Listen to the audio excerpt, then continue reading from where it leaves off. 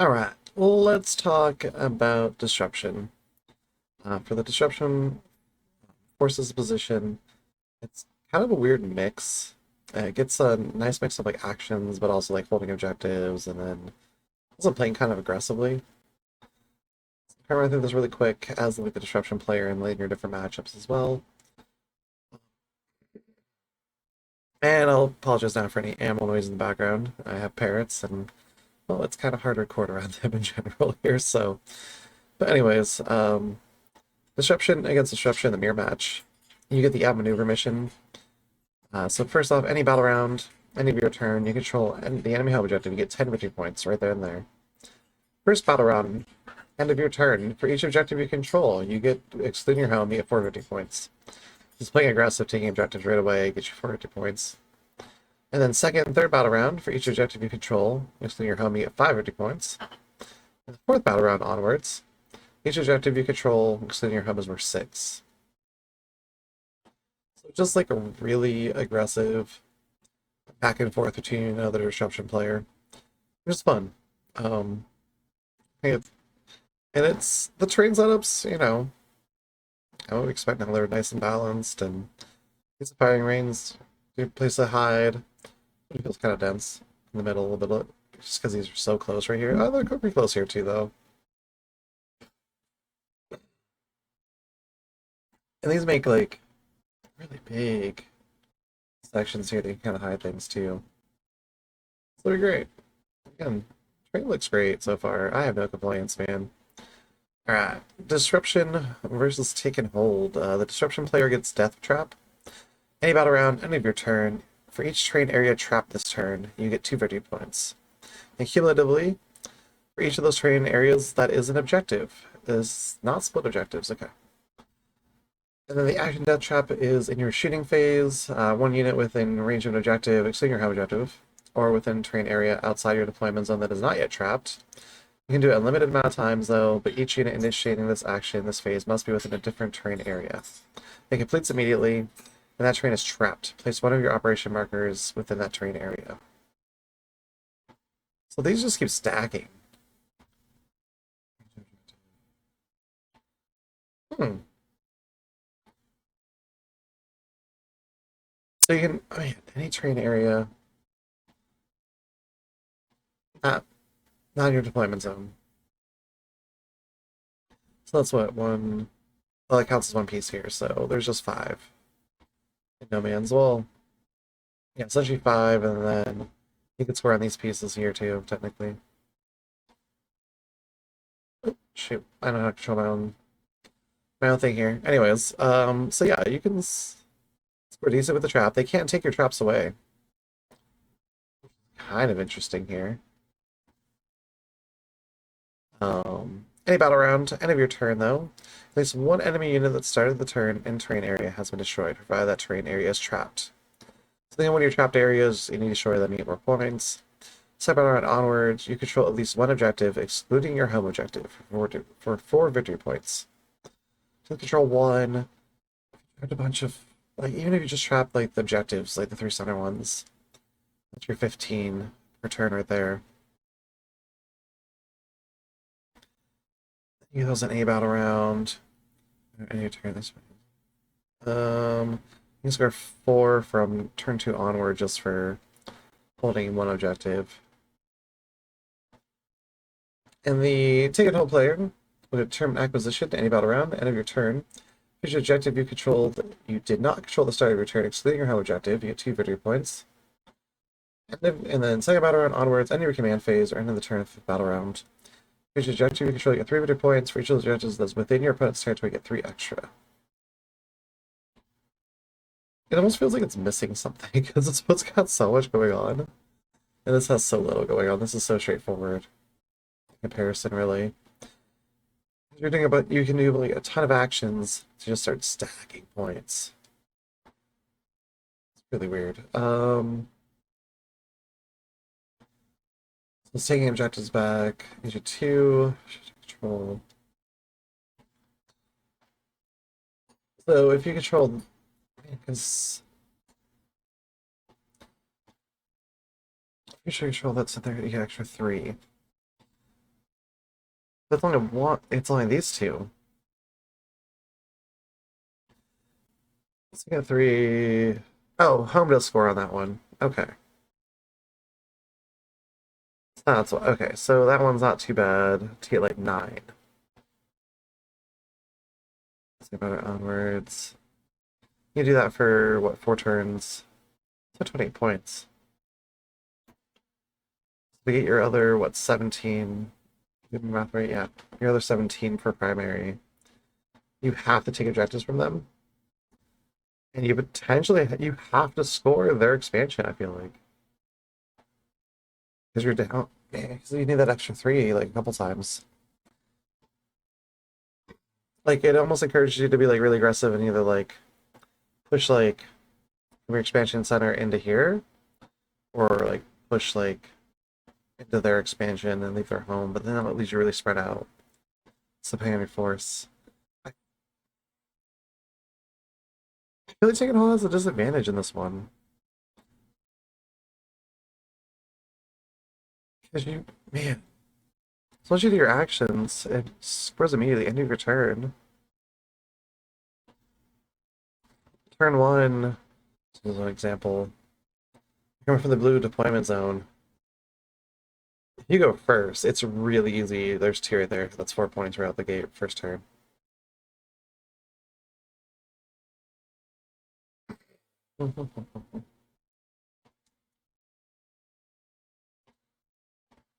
And I don't think your operation marker goes away if they take the thing back. So let's just say you just trapped these 2 pieces of terrain in the center right out the first. You got first turn. You, you have a lictor or something. You have a scout, whatever. You trap this. Oh wait, it's gotta be yeah, objective one. You trap this. You trap this. That's extra points too. So that's 10. That's 12 right here. Just trapping that. And then if you're holding an objective, you get 4 more. So you're maxing out yours like turn 2 onwards pretty easily. Does that make sense? Like, you almost don't need this.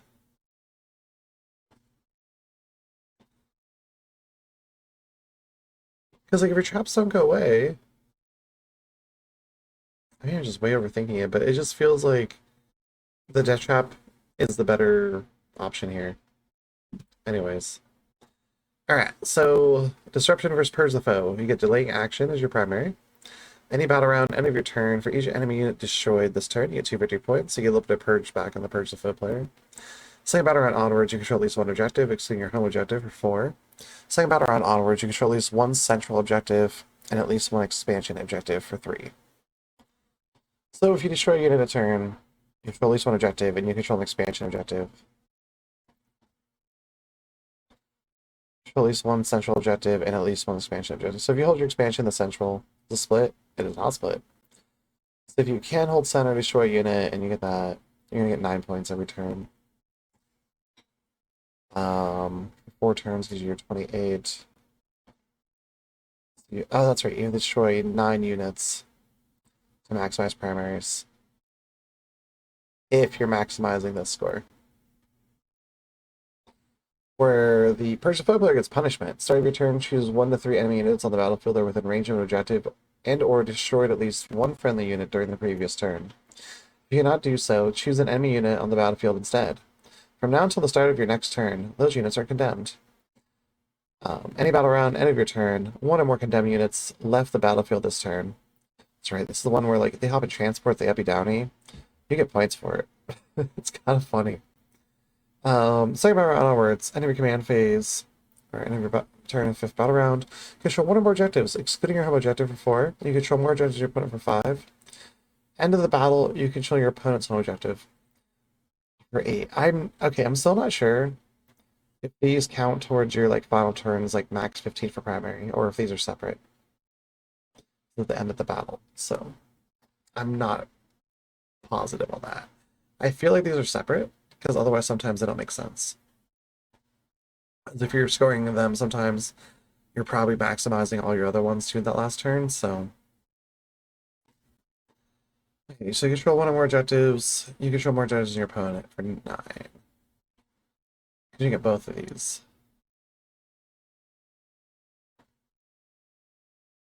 And then if the condemned unit leaves, so if a condemned unit doesn't leave the battlefield, it doesn't get destroyed. And you get 5 for killing a unit of your choice, though. Choose 1 or 3 enemy units on the battlefield with a range of objective and or destroyed at least one friendly unit during the previous turn. Choose any enemy unit on the battlefield instead.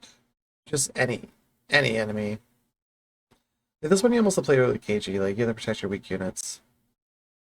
Like your units that are gonna like score you like crazy in like other matchups are a problem in this matchup. It's it's not too awful for this person to score 9 to 14 points. I feel like where this person they're scoring like 9. Nine's like the best they're doing. Hmm.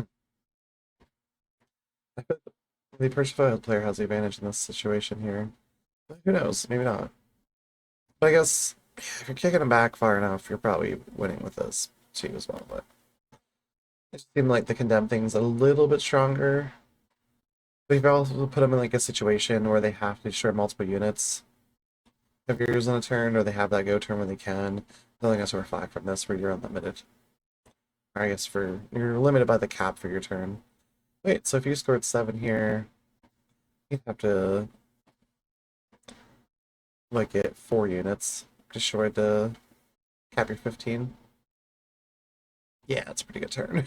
Where they have a lot of small units. Yeah, the train layouts look great. There are some great fighting lanes. Go ways to hide.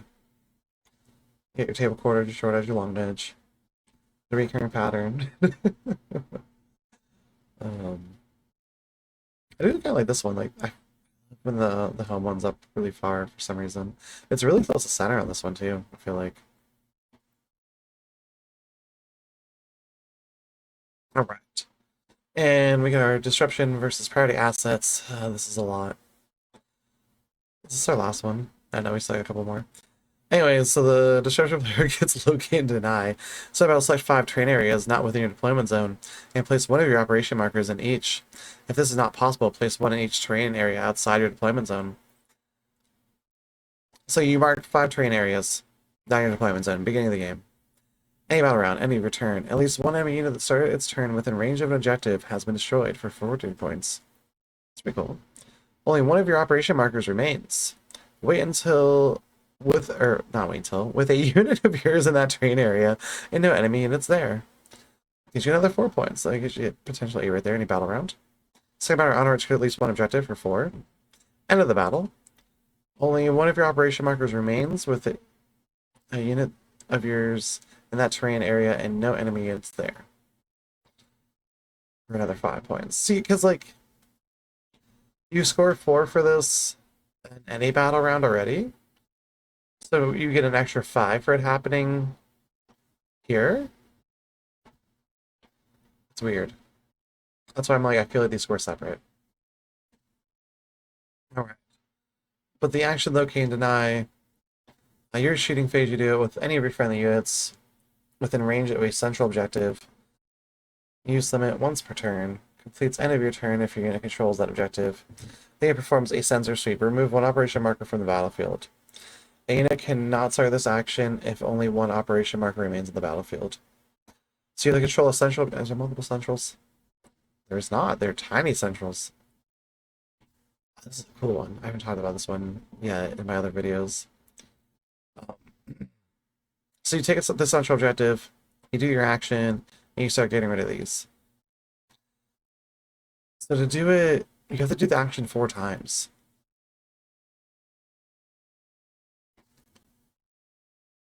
So if they stop you from doing it once, you will not score this. Do it once per turn. I think you're ready for objectives too. So anyways, the priority assets player plays Extract Relic.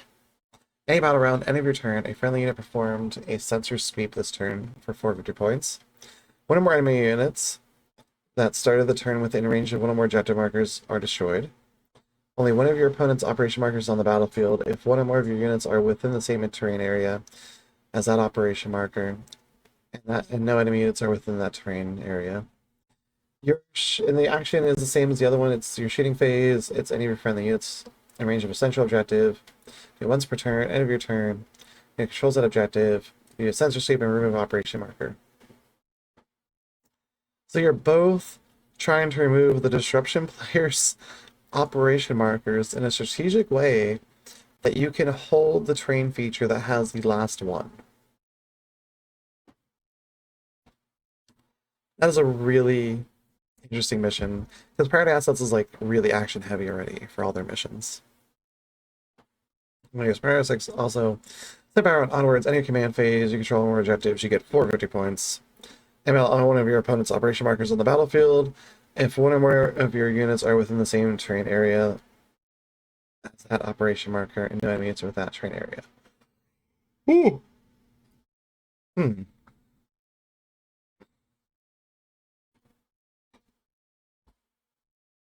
Oh, and because you can both do it once per turn, there's potential for the go down to 1 operation marker way before the last turn, if you're both doing it. It really changes my thoughts on how this one works. Because if it's just one player doing it, you only have that 1 turn where you can score that. You could potentially be scoring the holding the terrain feature with just the last operation marker on turn 3. Yeah. Depending if you guys switch back and forth the central objective, because there's just one. Oh man, I love when the triangle piece, or the whatever you want to call this piece, is not used as an objective. I don't know. It's a really nice piece, I think. It just makes the tables feel like a little bit more dense when it's split up and everything too. This is unique too because it's got the very small central objective. And here's ooh, this is interesting. I didn't think about this before. These central objectives are a little worse for monsters because they can't move directly through them. Yeah, they fit here, I guess, depending what piece wherever you're at puts on here. But otherwise, the piece itself is immovable, or I can't go through it with my monsters, or can't go through it with vehicles. But you got like the hard corners there, and the 2 expansion objectives also have like the dense terrain features. That's what we're looking for. So you're not moving your monsters or vehicles through it. Interesting. You do have like a lot of space in here, though. I feel like in general, like once you're in there, you're pretty good. And there's like 4 to 5 inches between this and this, so you have it. It just depends how the terrain feature is placed too, so you should be fine to get most things through there still, though. It shouldn't be too much of an issue. This one doesn't have anything weird like that. But all of them use the same central, which is interesting too. I like it. I like it. All right, last one.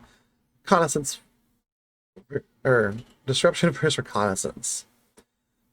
Disruption gets smoke and mirrors. For each objective that is a decoy, you get 2 victory points. For each of those objectives within your opponent's territory, you get 2 extra victory points. Split centers. Okay. Smoke and mirrors action is in your shooting phase. 1 friendly unit within range of objective, not your home, that is not a decoy already. Do it limited, but each unit that starts this action this phase must be in range of a different objective. Then of your turn, if that unit controls the objective, it completes. And if that objective becomes a decoy, place one of your objective operation markers within range of that objective. For each objective that is a decoy, is reverse. Okay, so 2 for each decoy. 2 in their territory. So they are going to have half the objectives will be in their territory, half will be in yours. Control an objective for 4 points on second power onwards. End of the battle, at least 4 objectives are decoys. Can they get rid of decoys? Surveillance or surveil the foe with a reconnaissance. They each time a friendly unit ends a move range with an objective that the enemy operation marker is within range of. Remove those operation markers from the battlefield. Okay. They keep the decoy, they can't. You gotta keep them out of the terrain areas. Okay. A battle round, enemy return, one or more enemy units were surveilled this turn. Unless each of those units is within range of one or more objectives that have one or more operation markers within range of them. So you can't surveil anything that's on the terrain feature with the operation markers. But the surveilled is your shooting phase, it's one friendly unit. You can do it with as many units as you want. It completes immediately. And you're selecting it within 18 inches of your unit is visible and has not yet been surveilled this turn. So the end of your turn, that enemy is surveilled. And that just lets you score 4 points. So if you surveilled and then a charge at you into the terrain, I believe it would count to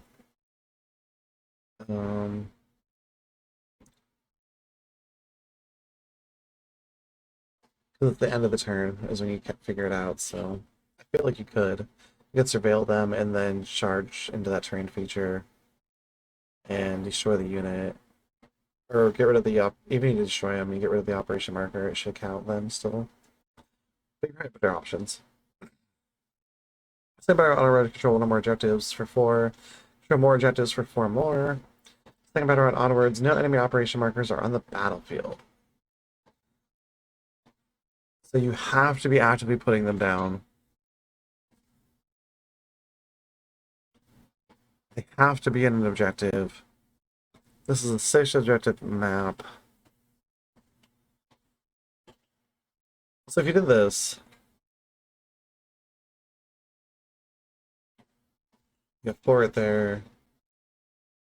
So it's easy to get 8 on this person. Controlling more might be difficult to your army and no operation markers on the battlefield. If you're a slower army, that's gonna be really hard for you to stop them doing that. Where this person, if they just do their own and they hold an objective, they're scoring 10 per turn. If they hold the 3 in their half. Where this person does it, they're scoring 8. So this person has to play aggressive. I mean, this person's encouraged to play aggressive too, but they don't have to play as aggressive as this person, technically.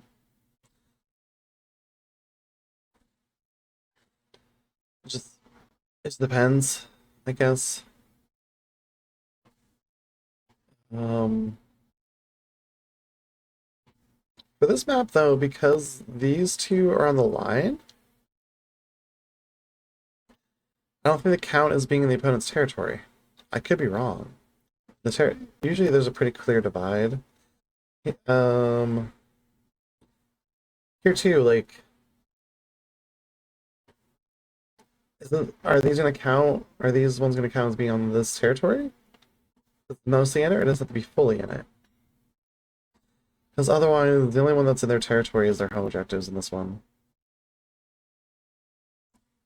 I don't think it's gonna be this. Look at how close that is. Can my Norns go from one piece to the other? Like, Venorn was sitting here. Can he hit both? That's what, 4 inches? I measure that 100mm brain, so I don't know what it converts over to. Anyway, sorry, random thoughts. This one's got really clear distinction though, where these ones are in the territory. It's so weird. Yeah, this one's clearly in the territory as well, with the centrals. But the expansion ones, not so much. Maybe I'm gonna assume that. Because otherwise, like if that person can't get that cumulative extra, no, it doesn't put them at disadvantage, honestly.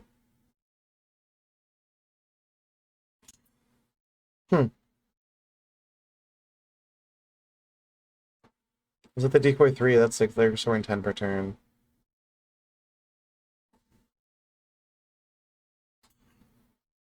Yeah. Then if you make a bus for at the end, if you're pushing them hard, you take the 4th objective, and do that one score an extra 10 at the end. So your turn, see if you take the 3 right in the beginning, you get 6 first turn, and then 10 from there on out. You could max just doing these. Just holding your 3. And decoying them. Like your expansion and your central, that's in your home. Not your home. You'd have to hold. You have to hold 1 extra. I'm doing my math wrong. Okay. Counting home. We're doing count home for that. So if you were holding these 2, You know, I score. Okay, never mind. It's evens out. You're scoring 8. I am crazy. Sorry. It's been a long day. It's been a long couple days. I'm still trying to get these videos made. It's a lot of information going over this edition too. But yeah. So they both score on average if they're just both holding like their half. They're both scoring 8 per turn. Well, I guess either player is forced to be a little aggressive. Or if you're the Smoke and Mirrors player, you can kind of force the Surveil the Foe player to be the aggressive one and you react to it. There's gonna be some fun like that too, because like if you can just sit and hold like your half with some of these matchups, you can really force your opponent into different positions. So I guess it's something to watch for, because it does definitely seem like sometimes like one player's like kind of shoot into like their missions are way more aggressive than the other players sometimes. Sometimes a little more passive or a little bit more just like, you know, hold the fort down. It's gonna be fun. I can't wait to start playtesting. But anyways, thanks for chilling, thanks for putting with me. I have one more of these to do, huzzah. But till next time, have a good evening, drink some coffee, see you soon.